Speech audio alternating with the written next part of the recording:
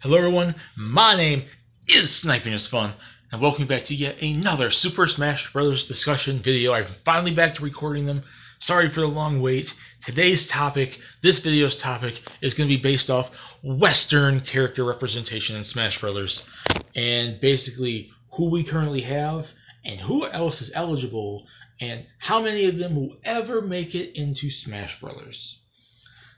So with that being said, like when you look at Smash discussions, when you look at a lot of people online, from the Smash boards to IGN to YouTube and Facebook and Twitter and every other Smash Brothers discussion board and everywhere else around the internet, for the longest time, when characters are speculated and requested, and people were talking about what characters make sense for Smash Brothers, and they're talking about who they want in Smash Brothers. Like, you see a long list of characters that people want, a long variety-based characters. There's Nintendo characters, there's third-party characters, there's newer characters released from newer games within the last couple of years, older, iconic, legendary characters, like legacy characters and whatnot. There's various degrees of characters. One thing I've come to realize, and this is also based off who usually has gotten into Smash Brothers since its inception. We've had 5 games. And this has kind of become a trend because majority of the characters that are included in Smash Bros. Or added to Smash Bros. Are of one, distinct version of companies and one area of companies, and not so much other ones.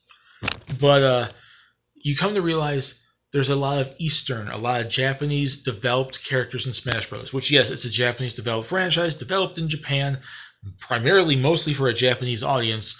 And then sent around worldwide because a lot of other gamers are just as much into Smash Bros. And these characters as the Japanese people are too. So, obviously and it's made by a Japanese man too. So a lot of it is very Japanese inspired, very Japanese based characters from Nintendo, obviously. But then you got people like Square Enix, Namco, Square Enix, Namco, Sega, Konami, Capcom, a lot of other Japanese based companies. You don't really see too many Western-based characters in Smash Brothers, though. Right now, I think with Smash Ultimate, we're sitting at, 4 Western-based characters. Two of those characters being King K. Rool and Diddy Kong. Yes, they're from a Japanese-based franchise, Donkey Kong being a Nintendo IP. But when back in the day on Super Nintendo, they had games, the Donkey Kong Country franchise, developed by Rare. And Rare made the character Diddy Kong. Rare made King K. Rool. They were still owned by Nintendo, but they were created by Rare.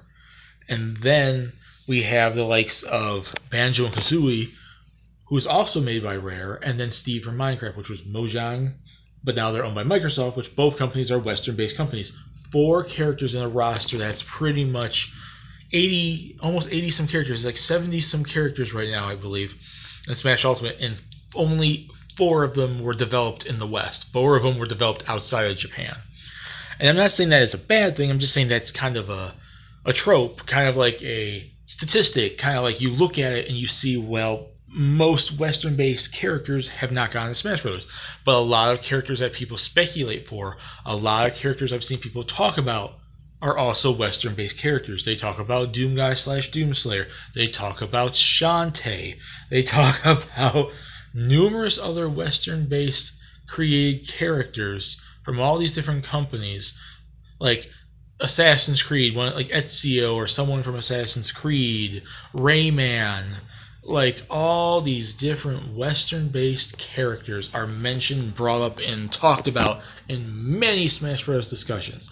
And I sometimes see people mention, well, they only ever allow a certain amount of Western-based characters in Smash Brothers, so the chances of these characters getting in are very slim to none because they're mostly going to go for Japanese-based characters, which tends to be the case, but it doesn't stop Western-based characters from getting into Smash Brothers.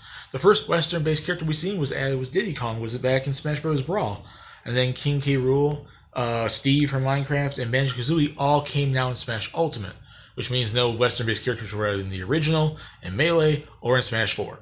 So it is kind of a statistic, a trend, that we don't really see Western-based characters added to a lot, at least, to Smash Bros. Not that they're never added, just that there's not a whole lot of them.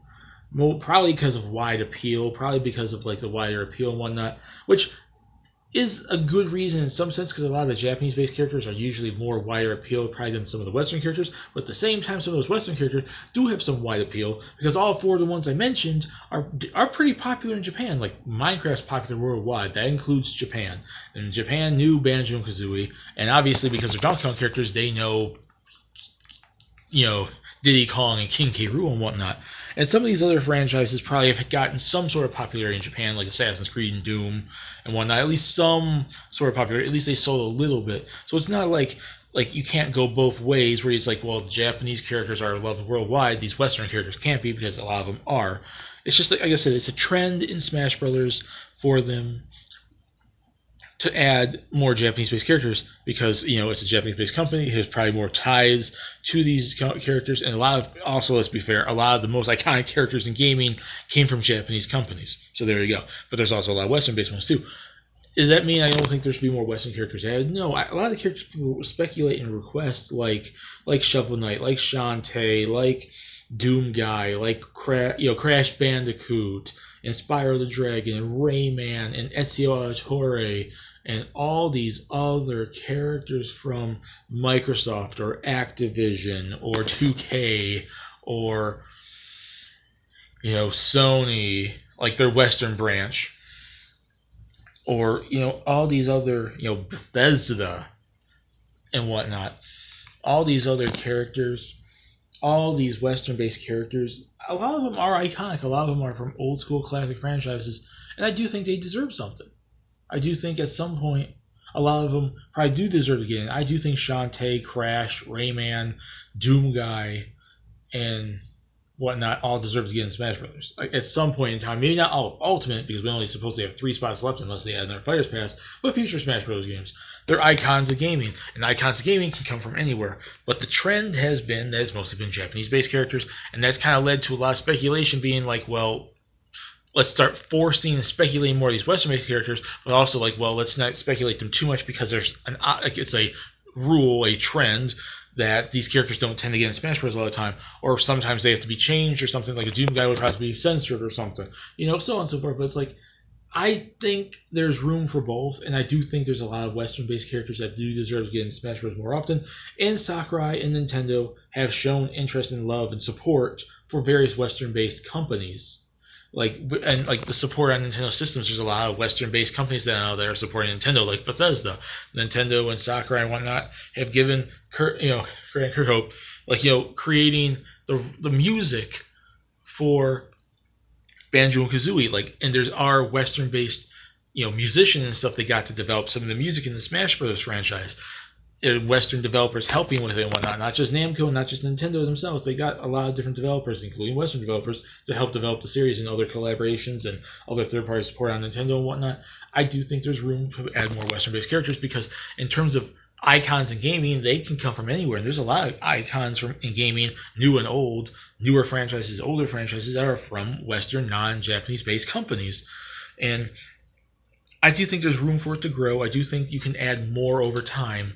But how many they add will vary and depend on how, how Sakurai wants to represent the franchise, who Sakurai wants to add, and whatnot. And it all varies. It's not like one specific person who has control over all this. It's not like some character can get in, but then other deserving characters aren't deserving enough to get in. It depends on who Sakurai and Nintendo want to add, and that could be now or future Smash Bros. Game or what the heck else ever.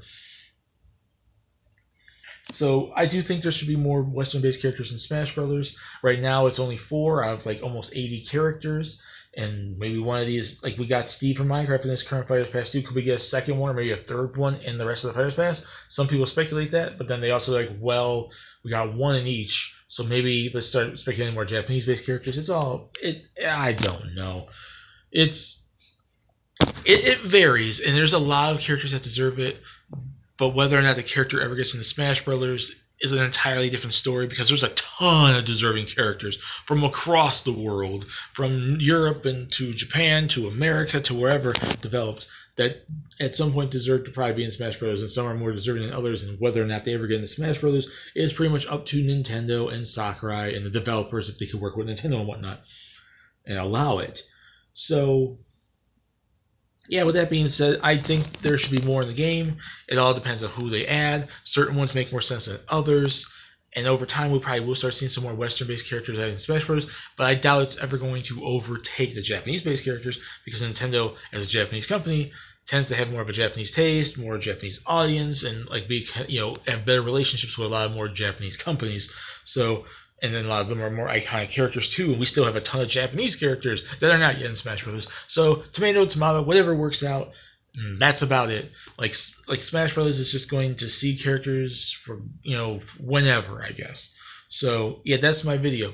Western-based characters, in Smash Brothers. I want to see more of them. I do think more of them deserve it. Currently, there's not that many, but that shouldn't detract people from wanting those characters or believing those characters are deserving or not deserving or whatever. I do think it's in time we'll see some more, and some of the ones I listed probably will happen either in Ultimate or future Smash Bros. Games. And we just have to play the waiting game, people. We have to show our support for certain characters, show our love, and just speculate and see what happens, because some characters will get in, some characters won't, but it's all a guessing game at this point. We'll have to just see how it goes. So my name is Snipers1. Put in the comments what you think. What Western-based characters that are not yet in Smash Bros. Do you want to see in Smash Brothers? And do you think there should be more added to Smash Bros, or do you think that they should focus a lot heavily more on Japanese-based games, or balance it out, or how the heck would you want to say it? You think they should even be considered let's just add characters to add characters because it represents a certain franchise in gaming history, and let's just exclude, not even talk about where it was developed from, which I think is truly probably the best way to go about it. Because that way you can just look at franchises for franchises and cool characters for cool characters, and it doesn't really matter. But it all depends on what Sakurai and Nintendo want, and then the gamers want their own thing, and speculation goes one way. So there you go. Put in the comment section what you guys think. We can discuss it there. My name is Snipers1. Peace. Please subscribe if you want to, and stay tuned for more Smash Bros. Discussions on my channel. Bye, everyone.